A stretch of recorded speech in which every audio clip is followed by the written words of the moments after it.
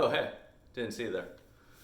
Commissioner Vinny, just here going over the weekly power ranking notes. Uh, it's been a good start to the season. Lots of injuries, lots of competitive battles. Colin, glad to have you back, sucking as usual. But let's get right into it. Coming in at number 12, we got Team Matt, Dr. Doolittle. Just not good, not good. Bad performance across the board, really. Checking my notes here. It says needs a bounce back performance from basically all your players. So, yeah. But you've spent big for Dallas Goedert, so could have fixed the tight end position, hopefully. Moving up to number 11 here, Jared. Like to see better from you, man. But your team's decimated by injuries, so that's not good. You got a lot going on. QB is a little rough. Baker, Derek Carr. I don't know, man. Got to fix that problem. If you could hang in there though and get your team healthy, you could finish in third place like usual. Moving up to number 10, Fegley. Quarterback, man. Brady. Is he washed? He might be washed.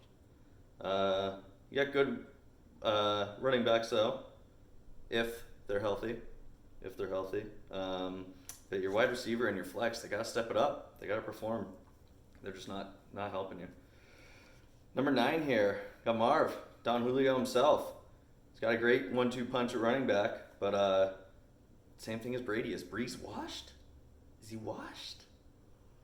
Wide receiver's a little shaky. Might have to make some improvements there. And your bench, hashtag not good, as the kids say. Yeah. Surprising number 8, we got Andrew Gushin. Wasn't looking good after the draft with some real life NFL news, But you got stud at QB, stud running back 1, stud wide receiver 1. Rest of the team now is a little questionable. See what happens. There's some weeks that I think you could really take off, but there's others that you're gonna be on the bottom, my man. You're gonna be on the bottom.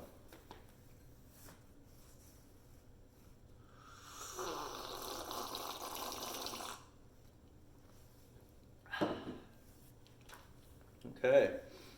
Number 7. Got myself.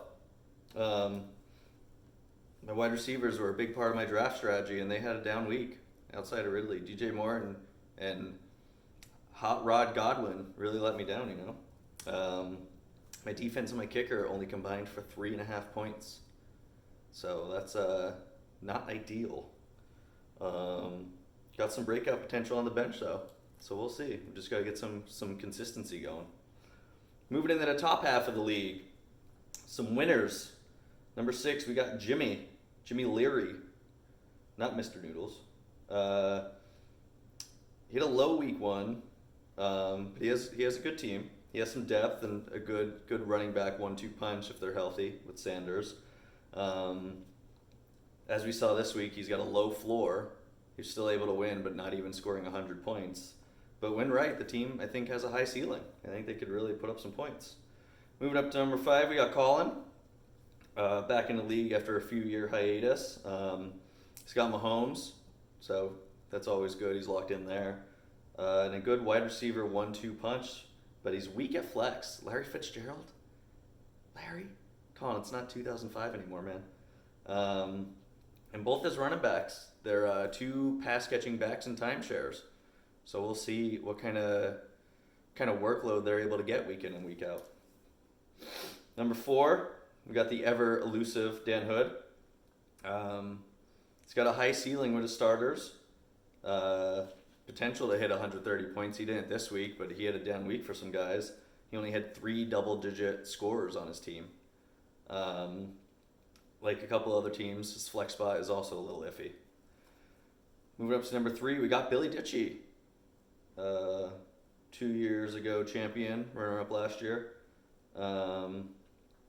He broke 130 this first week and only had 3 players that scored single digits.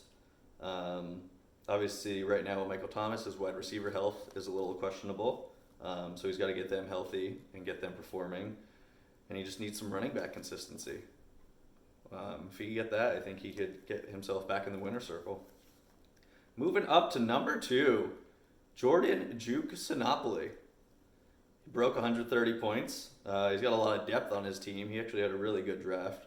Um, Once he gets his wide receivers right, they're a little shaky right now, a little banged up. He could move up to that number one spot. Don't sleep on Juke this year. It might finally be his time, 12 years later. And then number one for the first power rankings, Jimmy Noodles. He was the highest scorer this week, only by a few decimals, but still. His team is one of the few that was able to escape week one without any major injuries that hurt him.